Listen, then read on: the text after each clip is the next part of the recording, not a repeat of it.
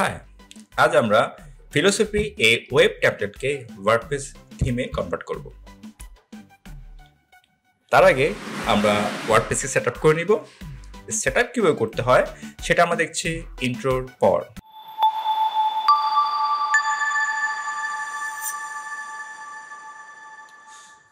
আমরা আমাদের সেট আপে চলে আসলাম। এখানে ওরা বলতেছে আমাদের database name, database user name, database password, database host, table prefix এগুলো আমাদের লাগবে। আমরা আমাদের ডাটাবেস যে নেম, ডাটাবেস ক্রিয়েট করতে হবে।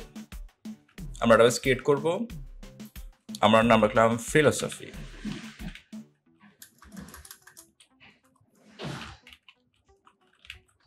ফিলোসফি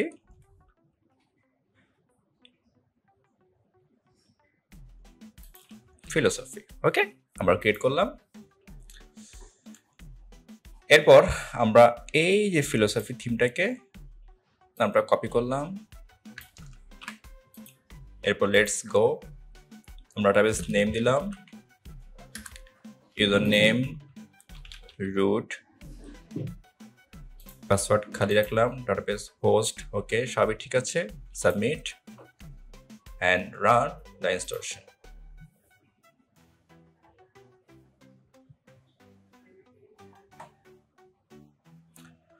এবার হচ্ছে আমাদের সাইট ইনফরমেশন চাচ্ছে। আমরা অলরেডি দিব ফিলোসফি, ইউজার নেম অ্যাডমিন। পাসওয়ার্ডের ক্ষেত্রে আমরা অবশ্যই স্ট্রং পাসওয়ার্ড রাখবো। আমি আপাতত ছোট করে একটা রাখলাম। কনফার্ম করলাম। ইয়োর ইমেল, অবশ্যই আমরা ইমেলটাকে দিয়ে দিব, কারণ হচ্ছে কখন যে আমরা পাসওয়ার্ড ভুলে যাই সেটা ইমেল থেকে আমরা রিকভারি করতে পারবো।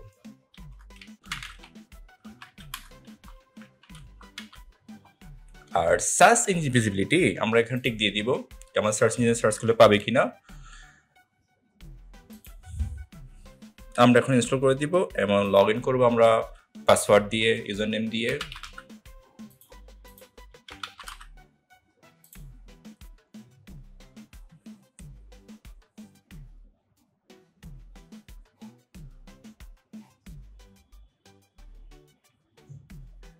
আমরা যেহেতু লোকাল হোস্টে কাজটি করতেছি জ্যাম দিয়ে, সেই জন্য একটু সময় নিচ্ছে।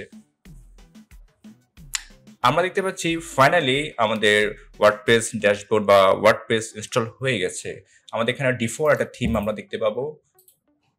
এই থিমটা ডেভেলপার দেওয়া থাকে। এই হচ্ছে আমাদের ওয়ার্ডপ্রেসের ইন্টারফেস। তো আমরা নেক্সট ভিডিওতে এই থিমটাকে, এই ওয়েব থিম যেটা HTML, CSS, JSG তৈরি, এটাকে আমরা পুরোপুরি ওয়ার্ডপ্রেস থিমে কনভার্ট করব।